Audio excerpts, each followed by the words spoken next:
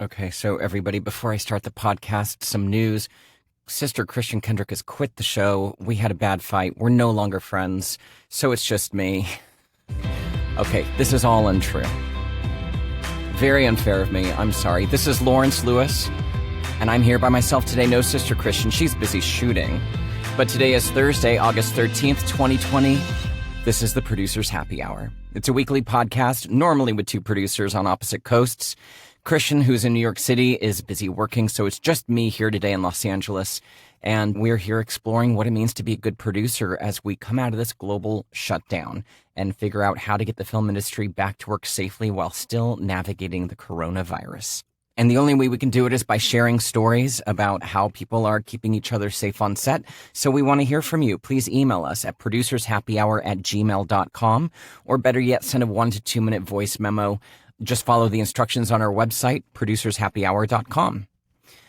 All right, so here it is, my first solo show while Christian is busy shooting a job she had. Actually, I think she's just prepping, but the schedule shifted, so she is in the thick of it. And we all know how that goes. So I'm just going to run down a couple news stories for you, and then we're going to listen to an interview that I did with Max Normand. Now, Max works a lot as a production assistant and is also working a lot as an assistant director on a lot of projects. He was recently on a job that was shut down because somebody did test positive for COVID-19. So he's going to tell us about that experience, and he's actually been working quite a bit on a lot of different sets. So we had a good chat, learned a lot, and we're going to take a listen to that a little bit later. But first, a couple news things. I got to put on my glasses first, guys. I don't know if anybody saw this article in Deadline, but the WGA has told its members not to sign COVID-19 liability waivers if they are a condition to returning to work. I'll put the link in the show notes, but basically the WGA, this came out, I think, maybe 3 days ago. WGA told its members that writers should not sign liability waivers exempting employers from their responsibility to provide a safe workplace. That's something that Christian and I have been talking about for a long time on this podcast, because that was something that kind of popped up early on during all this shutdown. And it's just something you shouldn't do. The WGA says your employer is required by law to provide a safe and healthy workplace, both in the writer's room and on set. Please do not sign any waivers of liability that seek to shift responsibility onto your shoulders. That is very well said. Several other guilds have adopted similar no waiver policies, including SAG-AFTRA and the DGA and a few others. The other thing that I thought was interesting in this article is that they also state that writers' rooms need to remain remote. If you're asked to return to an in-person writer's room before it is deemed safe, or if your room is outside LA County, please contact the Guild for assistance. So they're definitely doing their part to make sure their members stay safe. I don't know why this came so late, but at least it's been said. Maybe just no one thought that anybody would ask writers to waive their right to a safe workplace, but apparently it's come up, and so that's why this message has come out. It also goes on to say that if a member is asked to provide services on set, they should first request a copy of that production's specific state safety protocols. And if they have any questions that the employer cannot answer to your satisfaction, give the Guild a call and they will assist you. Additionally, they're asking everybody to report to them about their real-life work experiences, because that helps them adjust their own guidance for their members and making sure that everybody is staying safe as they get back to work. So cheers to them for that coming out. The other news item that I wanted to talk about was something in the New York Times, and it was kind of a profile piece about Jurassic World Dominion, which has started filming in England at Pinewood Studios. The article talks about this as kind of being, this and a few other movies as being kind of the guinea pigs for the entire industry to see if they can kind of move past the financial woes the pandemic has caused as well as the production stoppage. So this article is in the New York Times. It's called "We Are the Guinea Pigs. Hollywood Restarts Its Blockbuster Machine." It says that Hollywood has been unable to restart production on its own sound stages here in California because of the surging infections in the state, plus the slow negotiations with all the unions over unified protocols and our lack in rapid testing. So the big studios, like many commercials as well, have taken a lot of these shoots overseas where it is safer to shoot, or at least where it's allowed to shoot. Apparently, Avatar has been filming again in New Zealand, and Uncharted, which is an adaptation of a popular video game, is going to Berlin. Now, Jurassic Park, as I said, it's shooting in England at Pinewood. They put together a 107-page safety manual that details everything from the infrared temperature scans to the vacuum sealed meals they're going to be provided for catering instead of the typical buffet style lunch that we all love and hate. And it says that their safety protocols are a model for other studios, showing Marvel, for instance, how to resume shooting Shang-Chi 2 weeks ago in Australia. So, it's all kind of the same protocols we've been discussing on this show for several months now. But basically, they divided the team into two categories. One large category of departments are the ones that don't need to be on set during filming, like construction and other categories. The other zone is called the green zone. That's the exclusive zone. That's the director, the cast, and the essential crew, like camera operators and sound people that need to be physically on set for filming. Nothing outside of the box that we haven't thought of, but it's an interesting piece because it talks about Jurassic World, which is scheduled for release next June, as being kind of a test case. It's a chance for Hollywood to see if they can indeed move past all the problems the pandemic has laid in front of us and kind of get the industry back to work. So it's an important one, and hopefully they can get through production with no infections and not have to shut down again. So fingers crossed for that, because that is a big deal.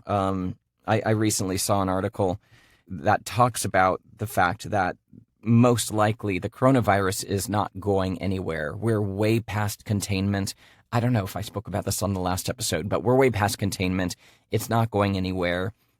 But basically what's going to happen is going to mutate. It already has. It's going to mutate into a version of itself that is way less deadly, but way more contagious. So basically what it turns it into is it turns itself into kind of like the flu. Scientists don't know when that's going to happen, but that is what their hope is. And mine too, because seeing the daily death rate is very disheartening in this country. But the reality is, a vaccine, who knows when that's going to happen. Whenever it does happen, it's probably going to be another year before it's readily available. We have to figure out how to get back to work safely and when it is safe to do so, because that damn vaccine, she is a long way off. Okay, so I know this is not as fun without Sister Christian here.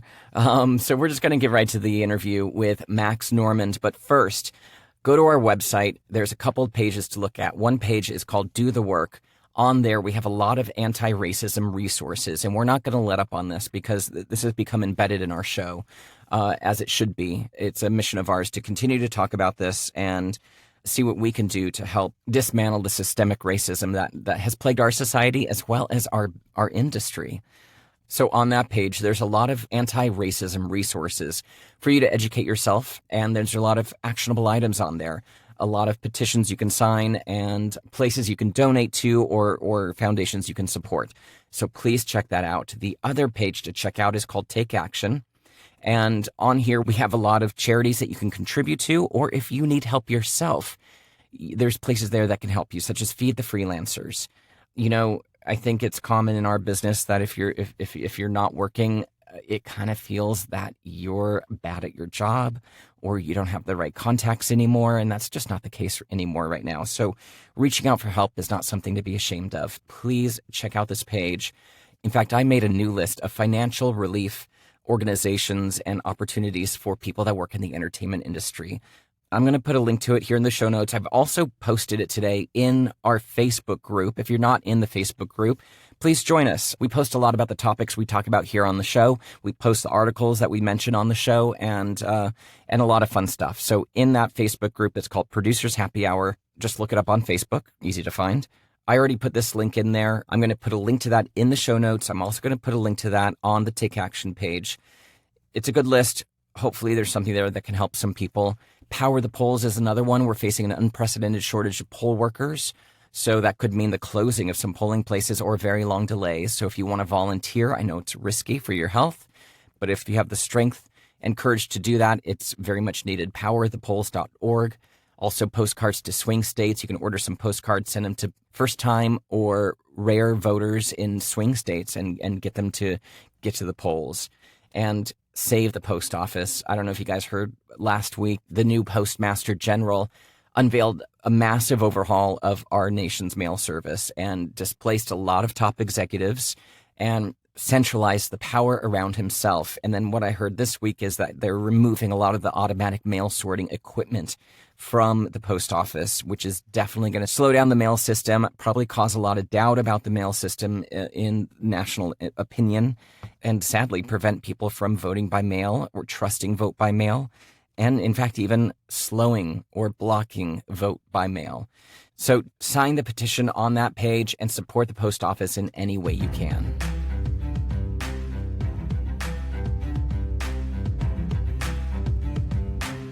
Okay, Max Normand currently resides in North Hollywood. He's been around the film industry virtually his entire life because his father, who y'all may know, David Normand, he's an amazing first AD. I've worked with him for many, many years. He's now based in Australia with his lovely wife, still working as a first AD in that country and in this country. And Max is his son, and because of that, he basically grew up on set and was handed his first walkie at 12 years old. How adorable is that? He didn't get serious about pursuing a career in the film industry until about 6 years ago, but since then, he's PA'd countless jobs and he's moved up into the AD department. He mostly works on commercial and some television as well. And like I said at the top of the show, he was recently on a job that was shut down because of a positive case of coronavirus detected in the crew.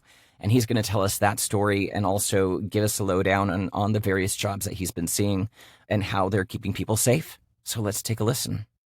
Well, Max, thank you for joining us on the podcast today. First of all, I'd like to know where you are and how's your health, how's your family, how's everything going in your life right now? Good. Well, I'm in North Hollywood at the moment, as where I live. I was gone for 3 months, though. I actually left March 15th. Oh.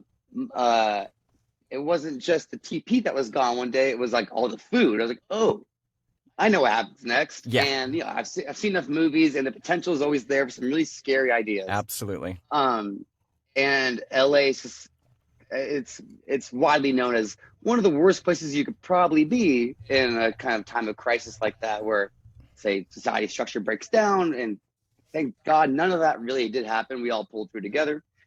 Yes, things happen eventually for other reasons. But it was still a time. I left. My mom has a ranch out in Arizona. And I thought horses and guns sound like a good thing to have. Yes, absolutely. And she actually lives alone too. I just didn't want her to be alone through this either. Yeah. So I was out there too. I was just taking care of the property, tending to the horses, and so that was a real enriching experience. I was going out riding and stuff. So I think I made the best of the situation, but still kind of just feeling helpless, I'm sure, like everyone else. Yeah, I have a place out in Joshua Tree, and we did the same thing. We bailed out there, locked up the house. Yeah. Because we just didn't know. We didn't know what was going to happen. There's no one you could really ask, how did you guys deal with it? This is for everyone's first try. Well, that was smart. And a example of a good son. Let's dive in now. Obviously I know your father, David Normand. He's an amazing first AD. I've worked with him for years. Oh, yeah. And he mentioned that you were on a job that somebody did test positive for COVID-19 and they subsequently shut it down. So without exposing the production company or brand or agency, what can you tell us about that experience? What was happening and how did they respond to that? Well, first off, it was a pretty big crew. And I've done a few jobs already. I've done some AD gigs, a couple of PA gigs here and there. And I've seen crews of 15 to 90, believe it or not. But the job I was on when it happened, I was just PAing on it. It was like an 8-day gig, and I figured I'll take it. I know the coordinator really well. Some friends were on it, and just good to see everyone too. But I think it was Wednesday. It's about halfway through the gig. And I looked over and I can notice a powwow of, we call it, the heads of departments and producer. And it looked like a serious conversation. And then they called a safety meeting halfway through the day, very mandatory, get everyone, I don't care where they are. And everyone needs to hear this. Wow. And They just flat out said, so someone on our crew is not here right now, didn't show up today because tested positive for COVID, and not through the production company. We didn't do testing. We did the questionnaire that's been passed around on every job. Have you been within someone who's been sick for the last 24 Mm, hours and so on and so forth. And they broke it down like, I'm not gonna say who it was, and I'll try to stay as brief as possible about that just for privacy. But it was someone from a certain department, and no one even knew he was gone. It's such a big crew. mm, And so that was a lot of people were kind of freaked out by it, and they wouldn't say what department it was, but they just said, everyone drop what you're doing. It's a walk away. It was every night. It was a walk away every night. But we were bringing people to come in and test you. And like that, they were there within like 10 minutes. I don't even know how quick they got there. And then we set up a station for them. Our second AD managed all that, got together and put a pretty efficient system in. But, it's about 5 minutes a person. There's a crew of like 80, something like that. ooh, And so I'm going around, and as a PA though, there's all this new gear we have to keep everything clean. right. There's all the new sinks that a lot of production suppliers have put out, and hand sanitizer stations are everywhere, which it's very helpful. But they also give you these remember those water gun backpacks that were like flamethrowers? Hmm. They look just like that, and except at the end you got a mister, kind of a sprayer, and it's filled with disinfectant, Yeah. non-biohazard stuff. And the set medic literally asked me, can you go around and just spray everything? So I remember like tucking in like my jeans to my boots, because I went into like trucks and just I had goggles on and a face shield, and I had the whole 9 yards. But I went into every truck, sprayed it down, whatever was electrical. I got some permission for a light spray, but went around, did everything. And after that was all done, it took about an hour. Then there was enough room in the line for me to hop in and get tested. They did the mouth swab, sent it off, and they said we probably will get everyone's results back at 9 p.m. tonight to midnight, which probably means we're not coming back in the morning. And said everyone wake up at business hours, and we'll see what the results are. If it's enough people, then we'll have to maybe shut down. No one really knew. Everyone was kind of acting on this for the first time. Yeah. I'm just going to go home. I woke up at 9 the next day. Got the email, said we're just gonna take the day down. Our main talent, he didn't get tested till that morning anyway, like real early. So there was just no way of bringing everyone back for even a half day. Had the day off, and then we brought everyone back, but we finished. It was the last day. We finished strong, and everyone does a pretty good job, in my opinion. From all the jobs I've been on, everyone's pretty on top of it. Good. Which is good to see. That's good. It's so easy to forget, though. That's the main problem. It is. When you're shooting on a sidewalk, people forget that they can't just walk out into the middle of the street, because they think they're on a back lot or something. It's kind of the nature of the beast. So once everyone was determined that they were good, you're going to take the rest of that day down, and then you came back the day after that, and then everything was kind of back to normal, or was there were there more safety measures put into place after this? We have these COVID compliance officers. They were back to their day one energy of 6 feet, and one girl did like a 6 feet pole. She would extend and just come by people, but they were a little more on day one energy again. They did end up replacing that whole department though with new people, because everyone in that pod was around way more than anyone else. So that whole crew was gone. I heard they still got paid, which is nice. Good production to make sure that worked out, as they should. As it's they not should. Their fault. Yes. But it was a whole bunch of new guys, and I made sure that all their gear was sprayed again, and walkies were cleaned and had fresh, clean batteries. And that's another thing. PAs aren't allowed to have bricks on them anymore. Oh, wow. I haven't even thought about that. The truck driver, which was me in the job, what I do is I have them all. And if you need one, just call me. I'll just bring it to you. But I have a bunch of wipes and sanitizer. And so I just tell me who it is. I'm going to find the guy. I come over with the gloves and I hand it to them. Wow. Amazing. Huh. Yeah. Yeah. Until you're on set, you don't think of all the tiny little details that have to kind of be adjusted. And that's a question that we wanted to ask you, and you've kind of gone through a few of these already. But as a PA, are there new responsibilities? I know obviously you've got new equipment like these hand washing stations, and obviously the way you handle bricks and equipment. Is there anything else that's kind of new or different, or like an added responsibility to what you guys are already doing? Well, you're no longer fill up coolers, but you do got to refill those hand washing stations. Ah, So if it's a long job, you have a ton of those 5 gallon water jugs. right. Um, so if you got a big job, you're easily going to rent a slop truck. There's no room. They're Yeah, huge. yeah, So that's another thing that's probably going to put some more money on the budget for bigger jobs. You're definitely going to get another truck and another driver. absolutely. We have a ton of like one of the bigger production supply companies have these hand sanitizer stations that are just a big bottle pretty much on a pole, and you rent like 6 to 8 of them, and each one comes with a little sign you got to put next to it how to wash your hands properly. Hmm. And I thought going into it, coming back, a lot of the gloves and the masks being distributed, that would be on our end a lot more. No, it's all these COVID compliance officers Good. who really take care of everyone and remind everyone. And I've seen people obviously get annoyed. I mean, it's like, yeah, man, I get it. I'm an adult. And yeah, then you get the people on set who are, a bunch of opinions that aren't necessary on set. Oh boy, know, really? yeah, you get some people who have that resistance Yeah. to crazy change and that lack of control. Yep, yep. It's odd times.